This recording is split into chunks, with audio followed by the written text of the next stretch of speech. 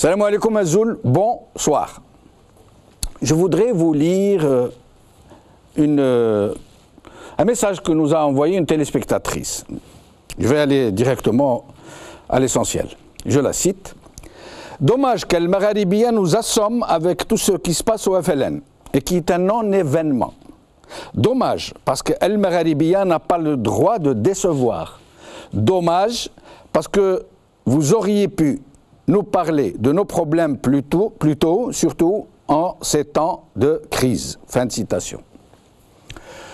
En tout cas, pour répondre à ma charmante correspondante, ce micmac, ce ticherbichin du FLN, si tant est que c'est un non-événement. Si c'est un non-événement, alors c'est le meilleur non-événement de l'année.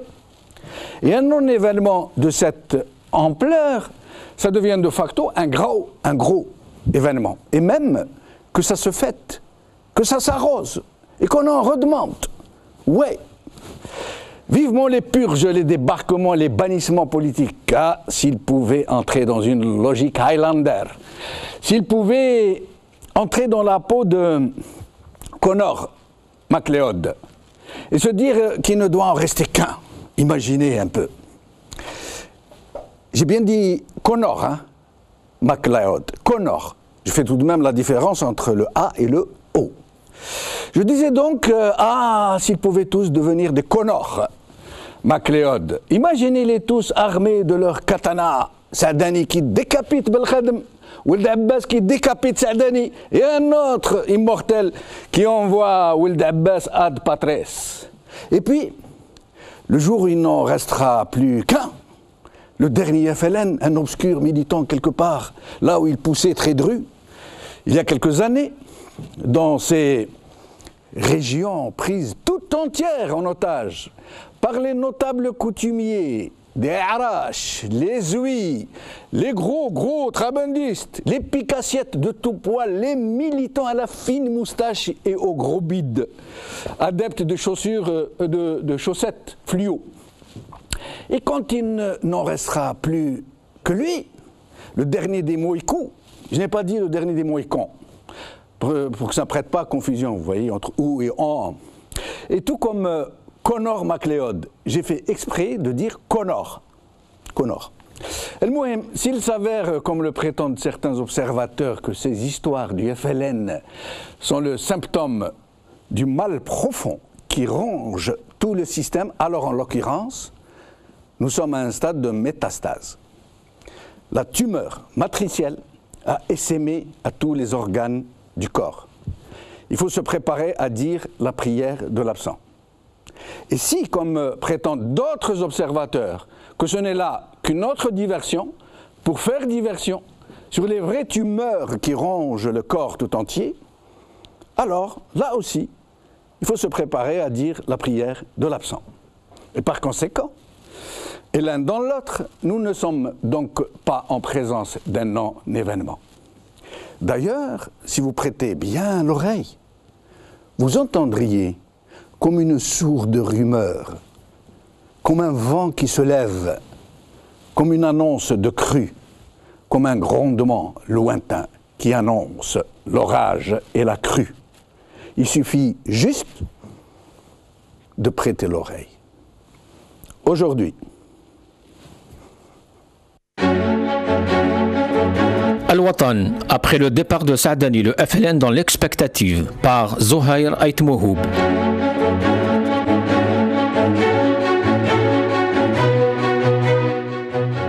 Le matin, Belkhadem s'en prend à Abdelmalik Sellel et se pose en alternative, par LMA.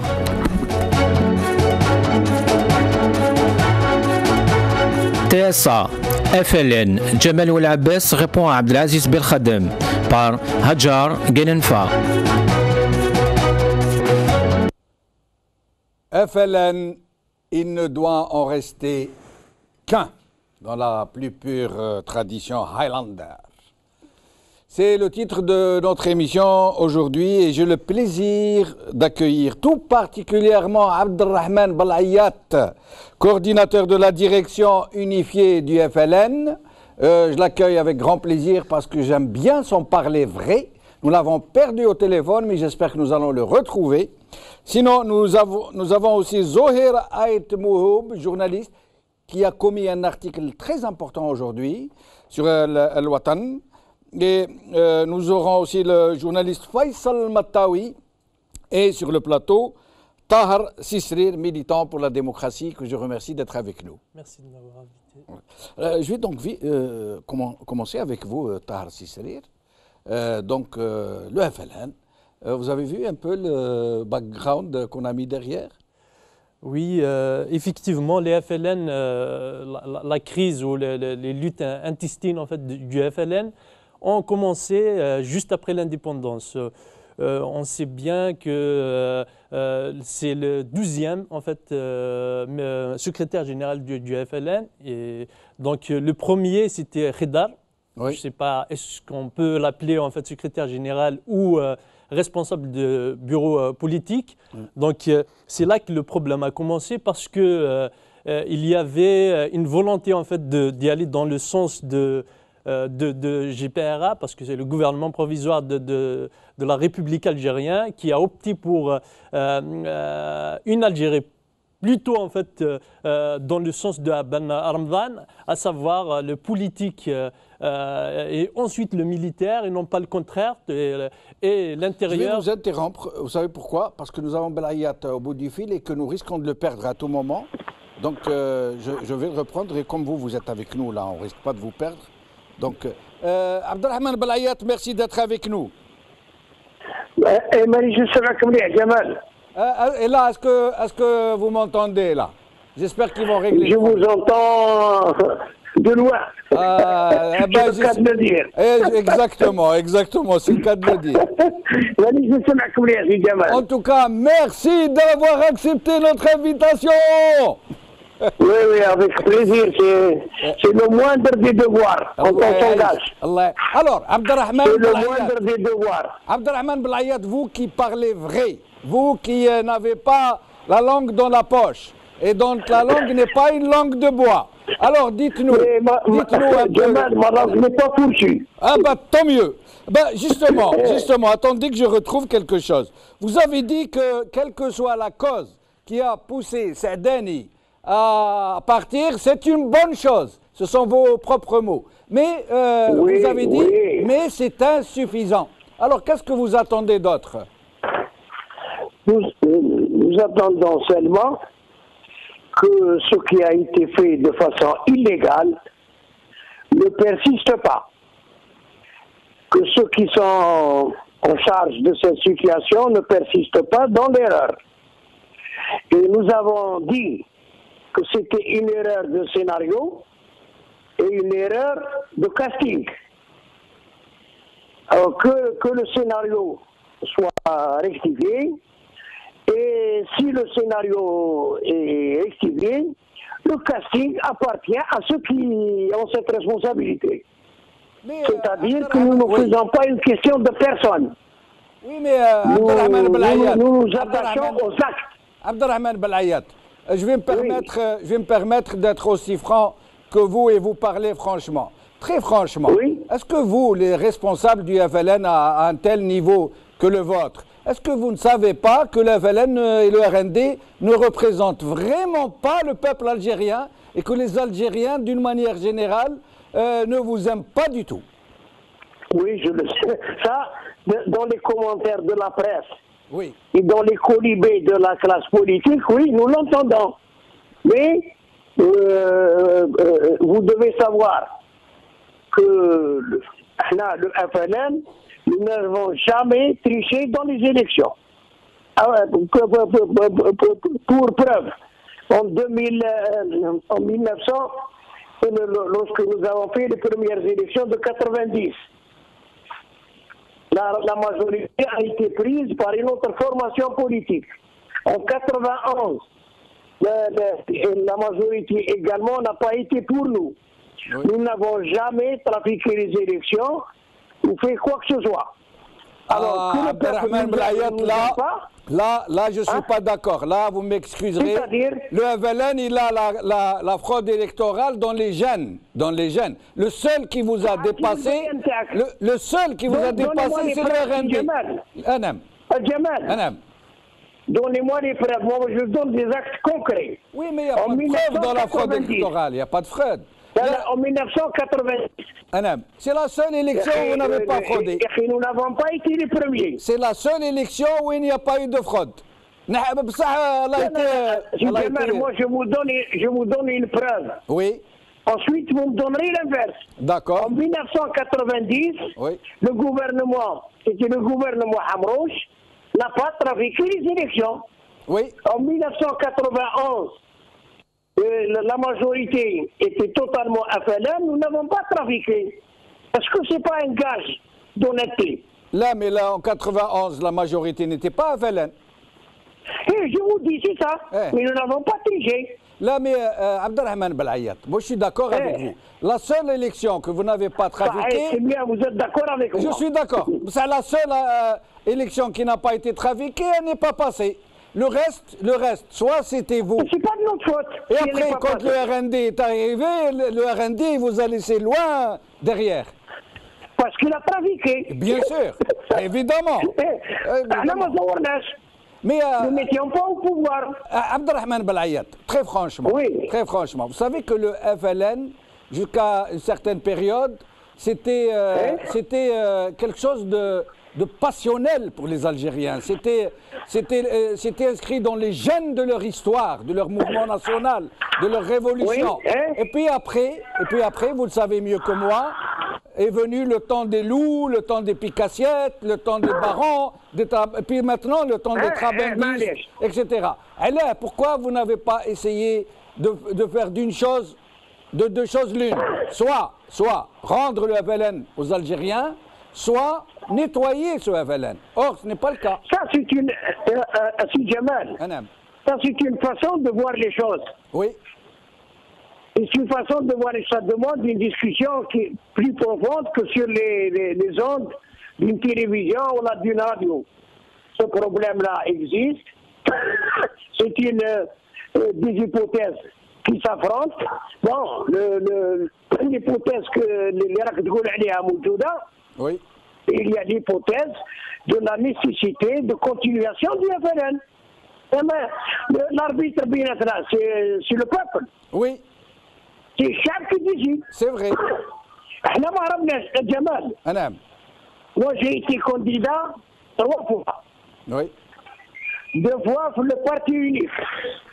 Dans une circonscription, oui. J'ai été élu honnêtement. Je n'ai pas besoin de trafic. Oui. Pour le multipartisme, j'ai été également candidat. Et j'ai supervisé aussi des élections. Là, s'il y a une démarche qui est frauduleuse, elle n'est pas la nôtre. Quand vous dites elle n'est pas la nôtre, quand vous dites elle n'est pas la nôtre, vous parlez du FLN ou de votre groupe? Je parle du FLN. Mais le FLN, c'est Abdelrahman Belayat. Chauffe, n'attendez qu'un exemple. Les dernières élections législatives vous ont donné ce que vous dites, vous, la majorité. Vous êtes majoritaire au sein du Parlement. Or, tout le monde sait qu'un grand maximum, malgré la fraude et le bourrage, le Parlement a été élu à moins de 30% de l'électorat. Ça veut dire que vous ne représentez même pas le tiers des électeurs. On n'est pas... Normalement, vous-même, vous demandez l'invalidation de ces élections. Vous dites non, on ne peut pas siéger dans un Parlement où que le peuple algérien n'a pas élu. À 30%, vous êtes au Parlement où nous sommes, la fraude ou khatena. لا احنا اسمع يا جمال راني نقول لك احنا ما نتكلوش على لا فرود.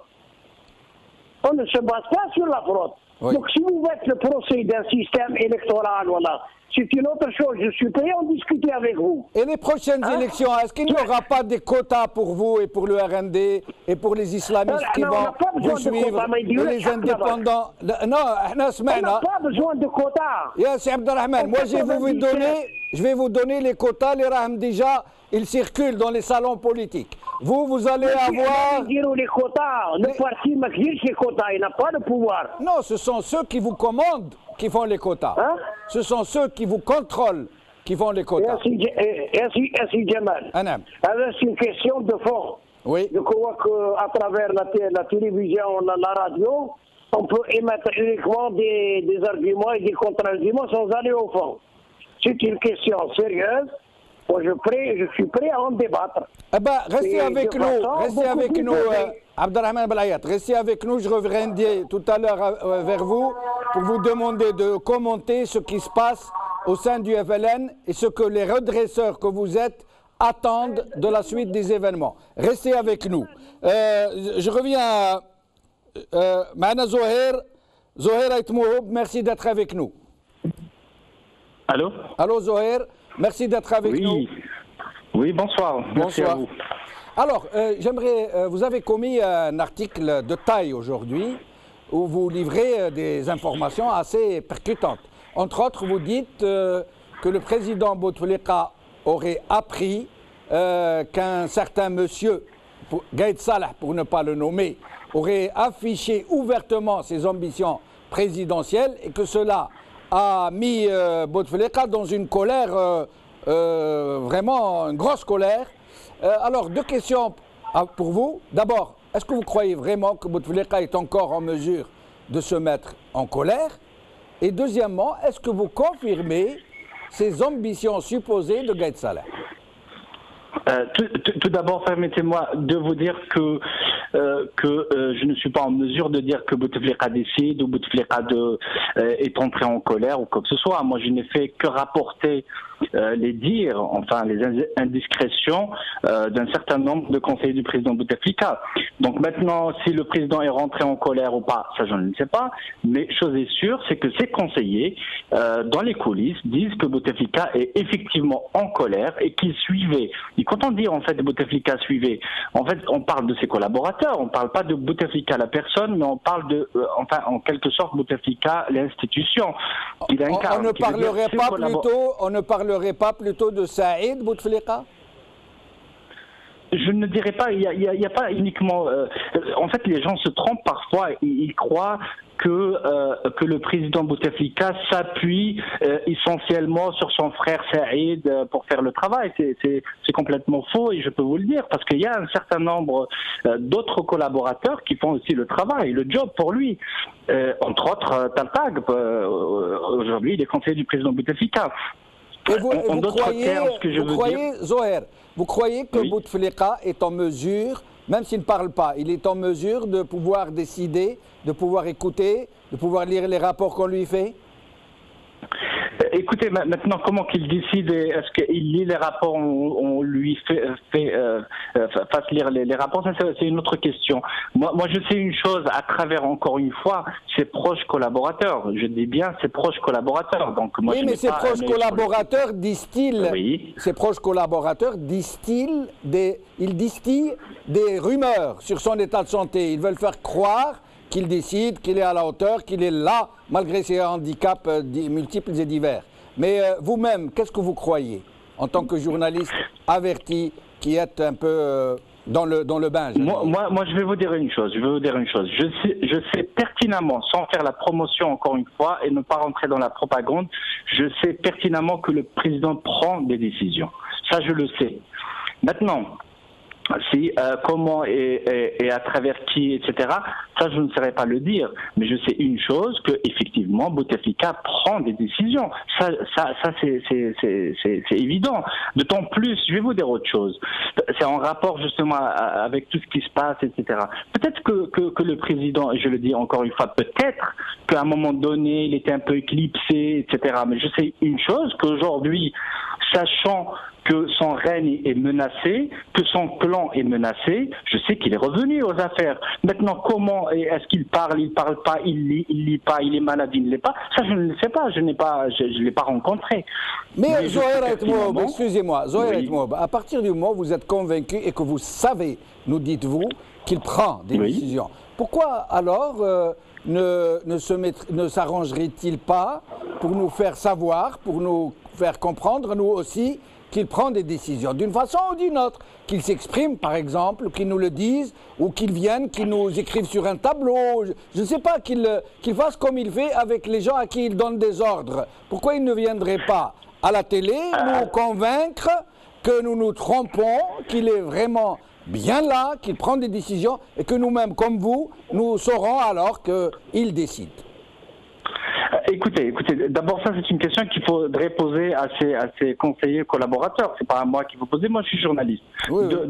De deux, il faut savoir une chose que Bouteflika depuis 99, je crois, c'est sa méthode de travail, c'est sa méthode de faire les choses. Il a toujours procédé ainsi. Ce n'est pas nouveau, à moins qu'aujourd'hui on a un peu oublié ses anciennes pratiques. Bouteflika ne fait jamais savoir ses décisions parce qu'il garde une marge de manœuvre. Si demain les choses se retournent contre lui, il va dire que je ne suis pas derrière, je ne suis pour rien.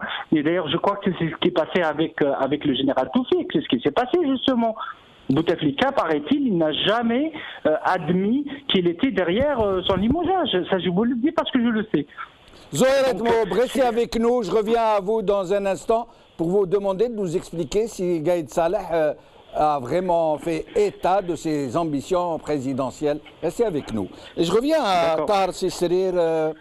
D'abord, vous vouliez rebondir, je crois, sur ce que disait Abdelrahman Blaya. Exactement. Moi, je ne comprends pas quand ils nous disent en fait qu'il n'y a pas de fraude, alors que l'UFLN, en fait, d'après 62, en fait, c'est un FLN qui est issu d'un coup d'État et ensuite qui a servi en fait de façade pour un pouvoir militaire des gens qui ne croient pas déjà au peuple parce que c'est par la force qu'ils ont récupéré le pouvoir. Donc comment des gens qui ont récupéré le pouvoir par force, ils vont croire à la démocratie ou aux libertés. Donc moi je pense que aujourd'hui en fait c'est une suite.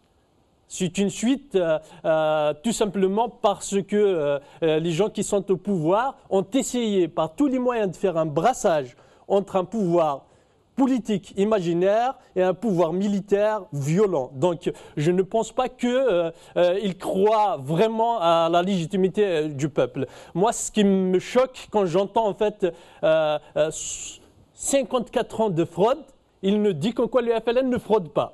L'UFLN ne prend pas de décision tout simplement parce que le jour où il y aura quelqu'un dans cet appareil du FLN qui va essayer en fait de faire ou de bouger les lignes politiquement, il sera éliminé. Tout simple. Je donnerai l'exemple de Khedar, Mohamed Khedar en 1967, on l'a assassiné tout simplement parce qu'ils avaient peur que le pouvoir politique va prendre le dessus en fait sur le pouvoir militaire. Donc je pense que l'UFLN d'hier n'a pas changé. L'UFLN restera toujours en fait un appareil ou une façade en fait de l'armée et c'est l'armée qui prend les décisions. Donc l'UFLN. Mais je crois que je ne sais pas. Hein, vous avez raison certainement. Je pense comme vous. Personnellement, je pense comme vous. Mais sinon, de façon objective, il ne faut pas non plus être un doux rêveur. La politique, c'est ça.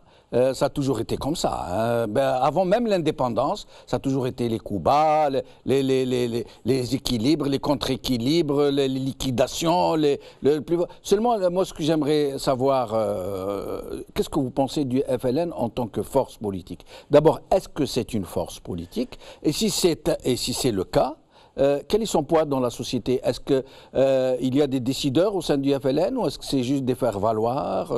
Je pense qu'au sein du FLN, il y a uniquement en fait, des militants qui croient à une chose, à savoir en fait, la mangeoire. Donc, s'ils ont la possibilité de passer par l'UFLN pour y arriver à la mangeoire, pourquoi pas? Sinon, parce qu'ils nous chantent depuis l'indépendance que c'est une force de socialisme, moi, je ne vois pas du tout en fait le socialisme que le FLN défend. Il nous raconte qu'en quoi c'est un parti qui défend en fait l'idéologie anti-coloniale au sein du FLN. On a vu pendant des années les gens qui décident, c'est les déserteurs de l'armée française. Donc, est-ce que vraiment le FLN a une idéologie anticoloniale? Donc c'est faux.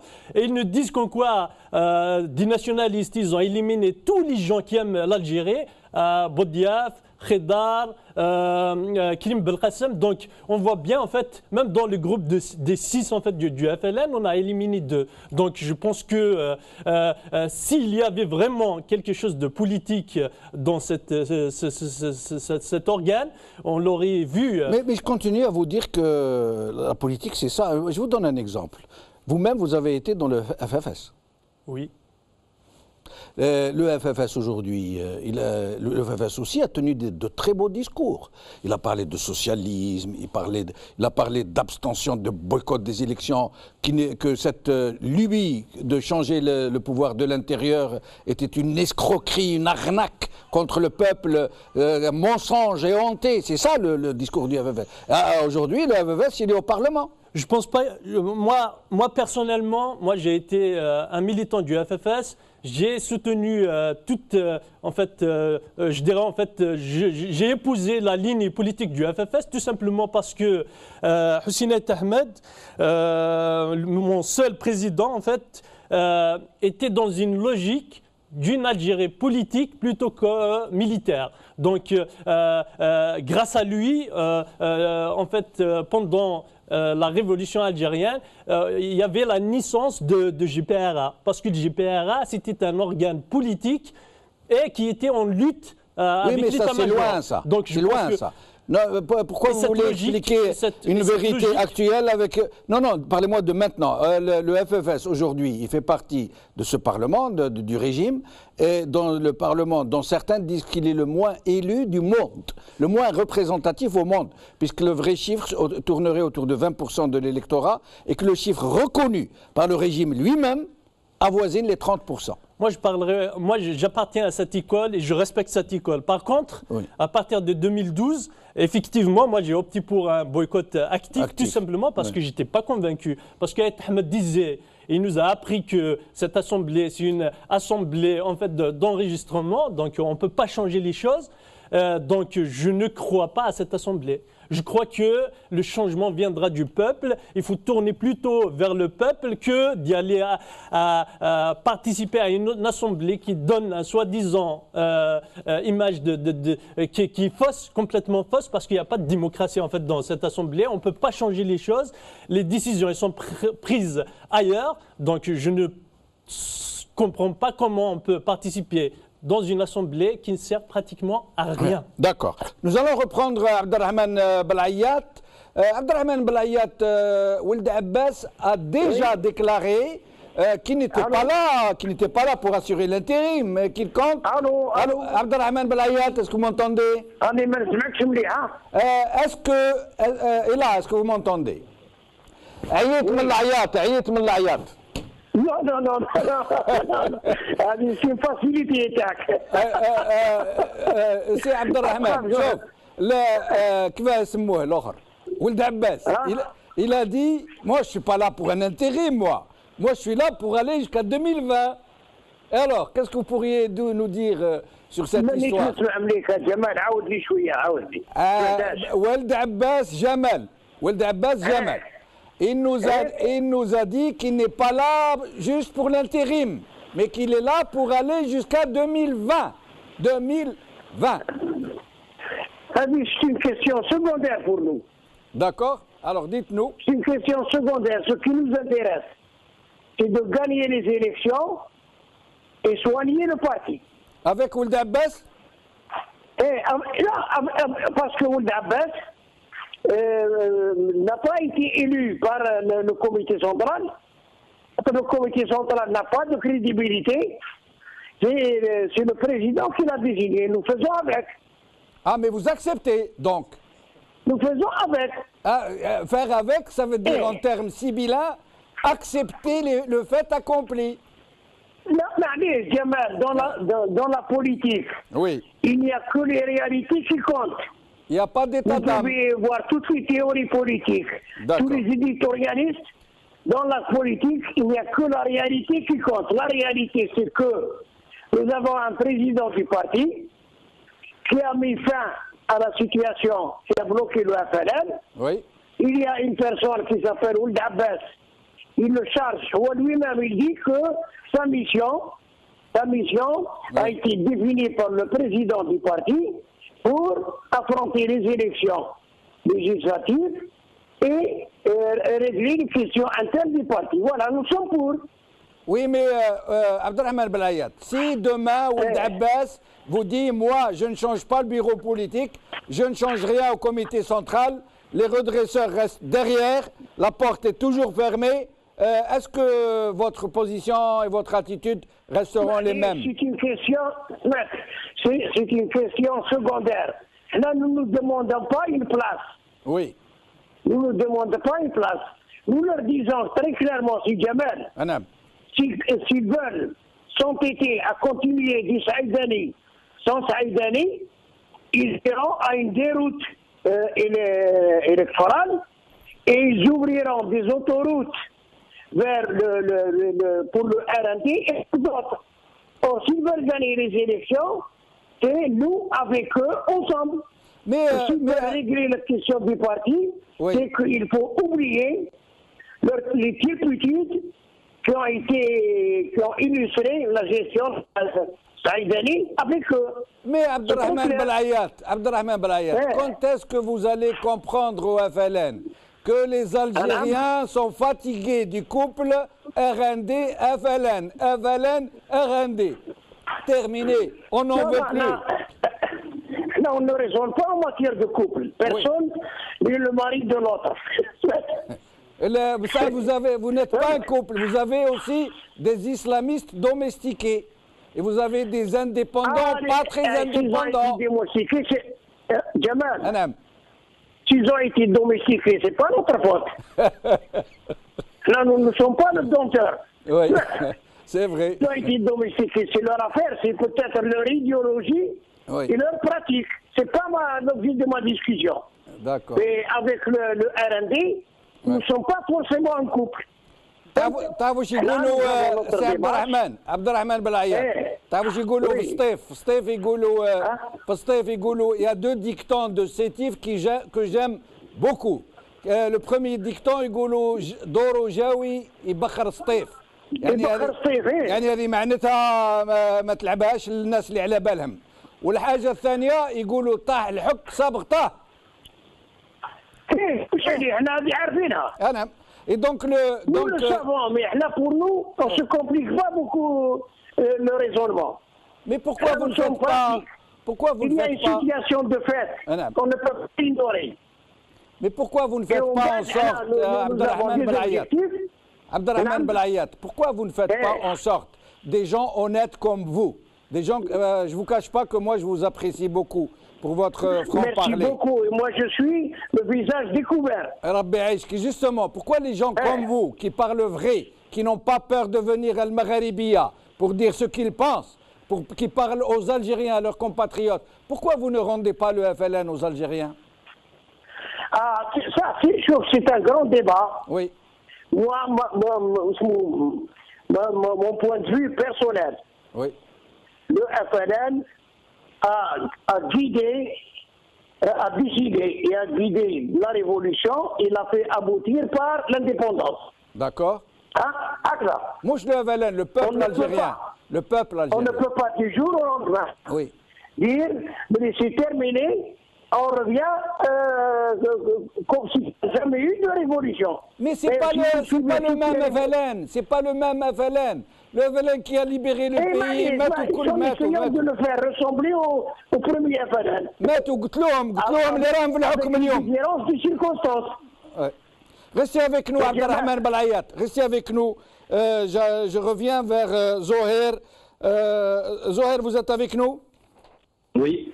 Alors, je voulais savoir au sujet de Gaïd Salah, dont tout le monde dit aujourd'hui, dont tout le monde convient qu'il a des ambitions présidentielles, qu'il les a même presque ouvertement affiché et que ça a dérangé beaucoup et que ça a même mis fin à une certaine entente cordiale entre lui et le clan présidentiel. Est-ce que vous confirmez ces rumeurs?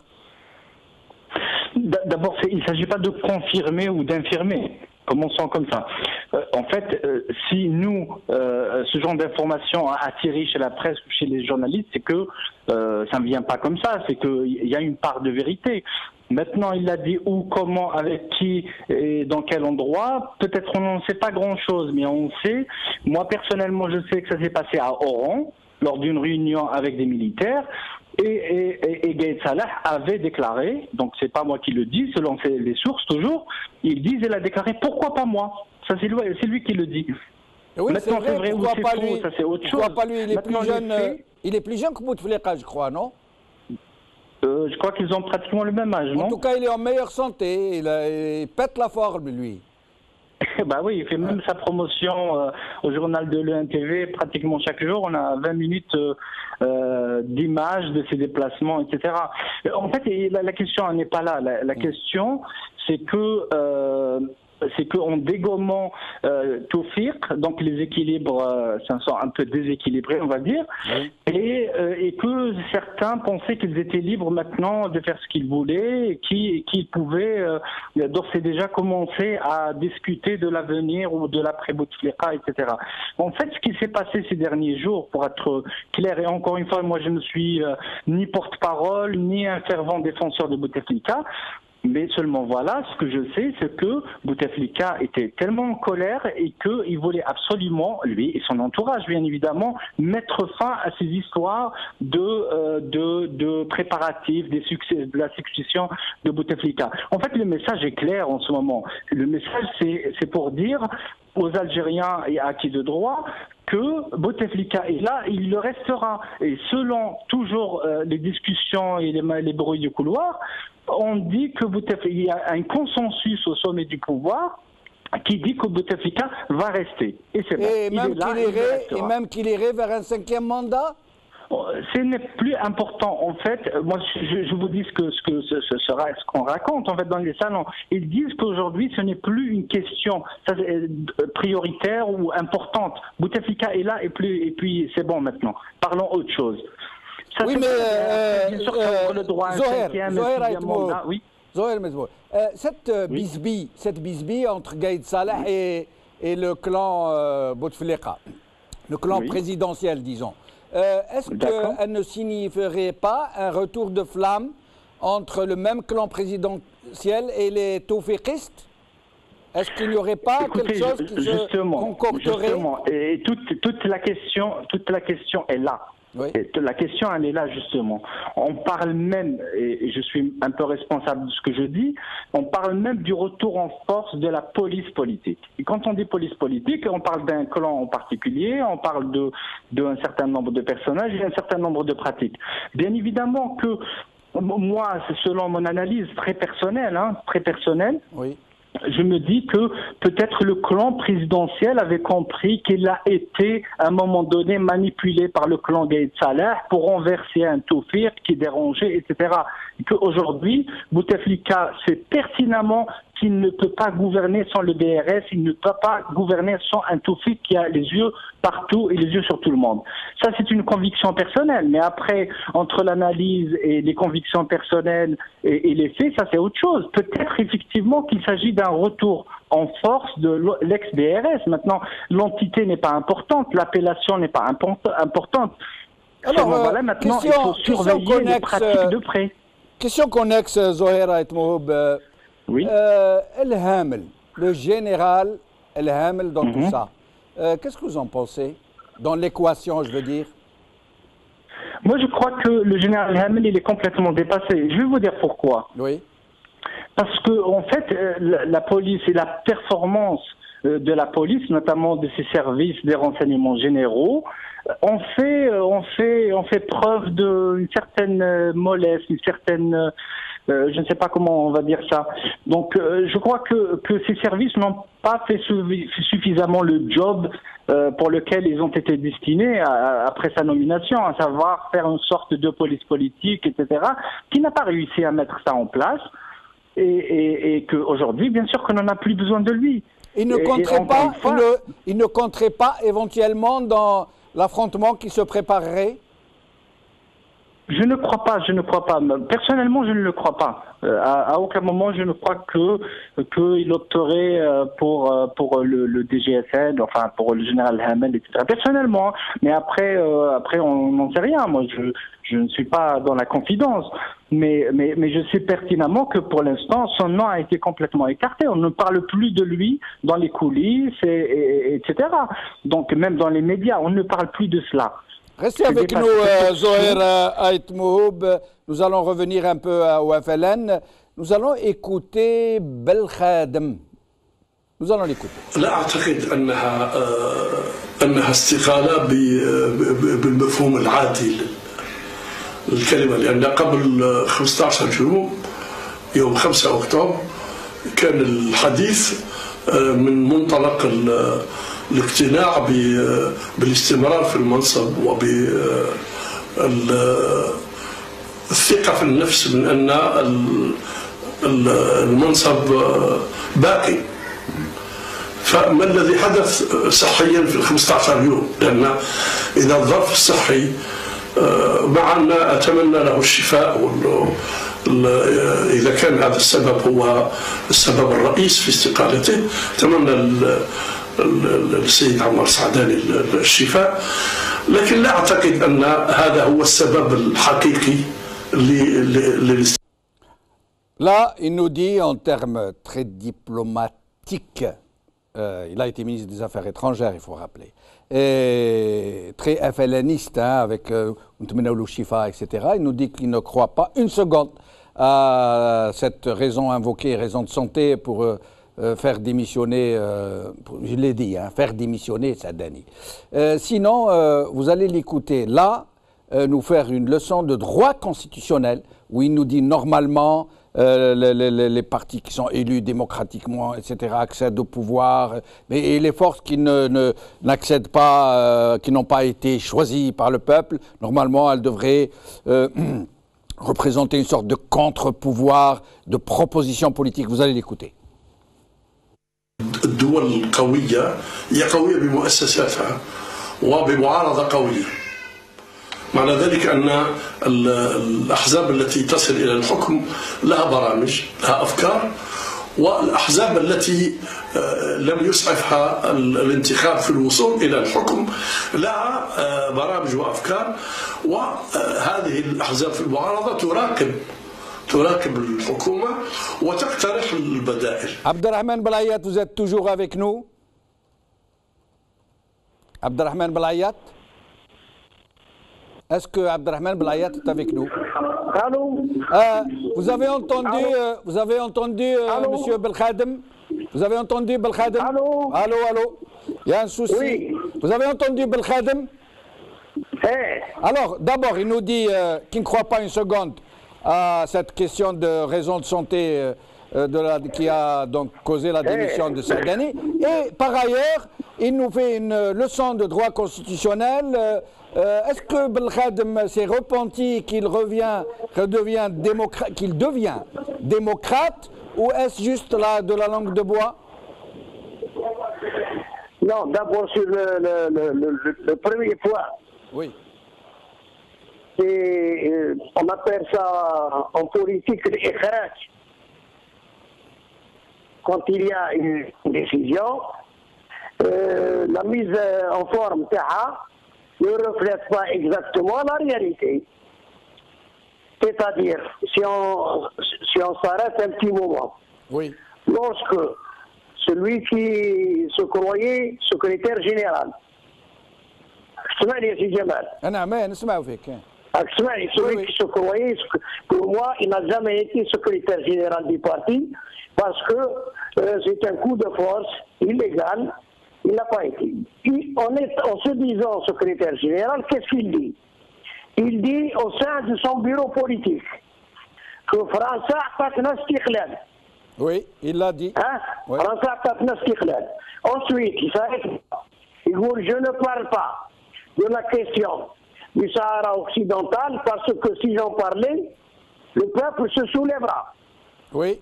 Et tout en avenant, lorsque le président de la République, qui est aussi président du parti, enregistre tout cela, Oui.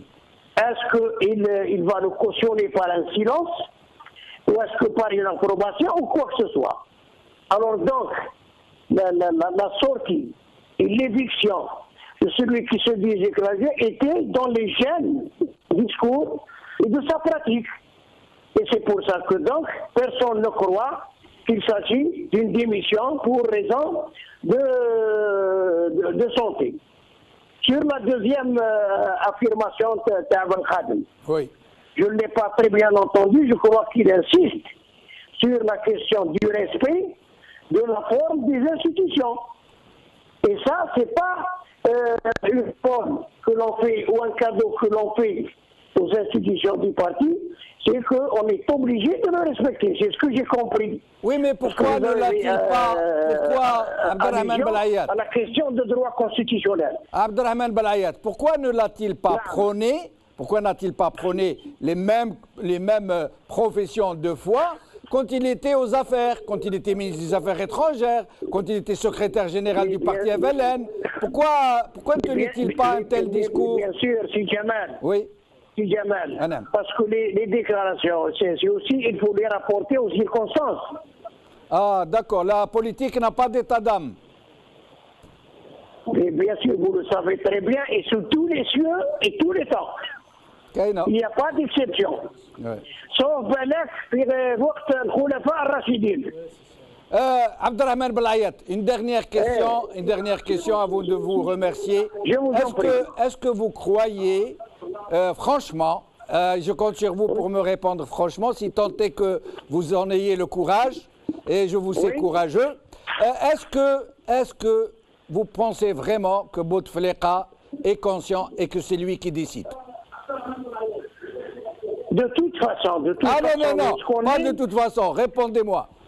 Allez, je vous réponds. D'accord. De toute façon, quand on est en charge des affaires comme je le suis actuellement au parti, oui, j'ai une responsabilité pour remettre le parti sur le droit chemin, pour éviter les déviations, les dérômes, les ralentissements.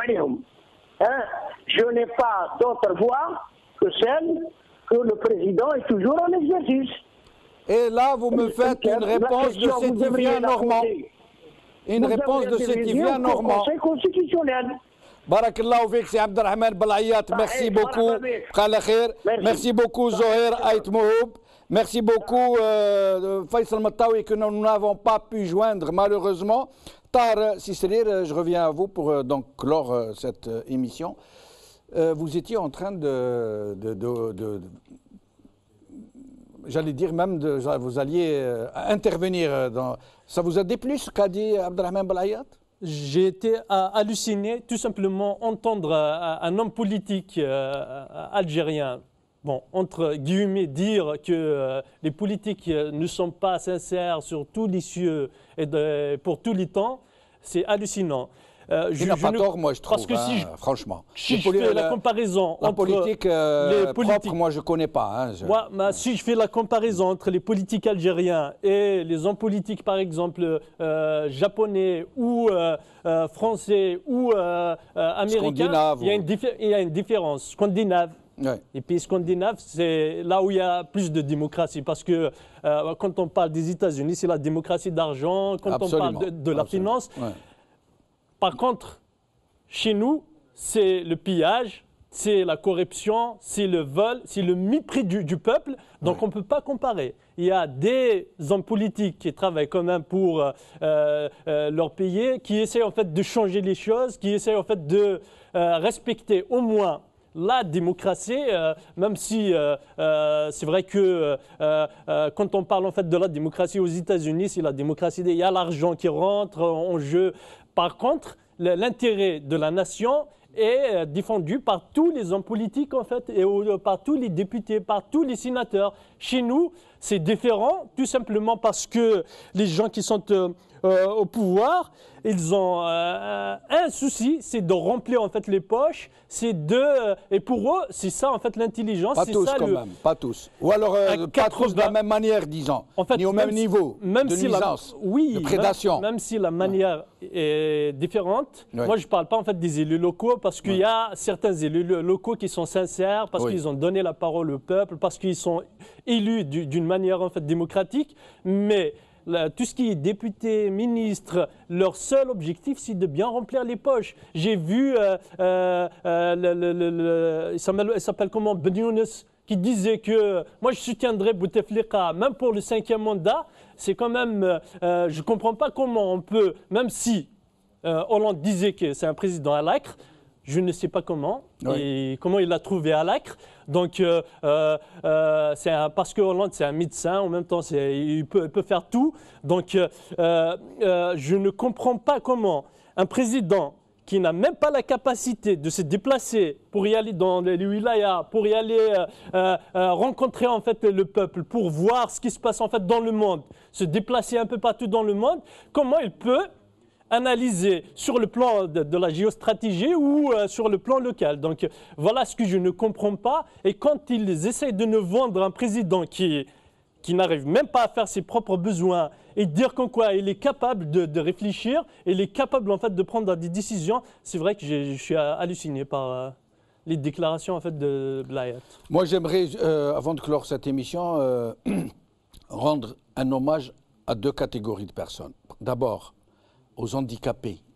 Parce qu'avec cette image de Bouteflika handicapé, on est en train d'insulter des gens qui sont des handicapés moteurs. On dit Mol Chareta, Molkda, les handicapés qui souffrent déjà beaucoup, trop, qui ne sont pas pris en charge, qui sont oubliés par toute la société et qu'en plus on moque, qu'on compare. Parce que ce que l'on reproche à Bouteflika, ce n'est pas d'être handicapé, c'est d'être à la tête d'un État qui ne peut pas gérer.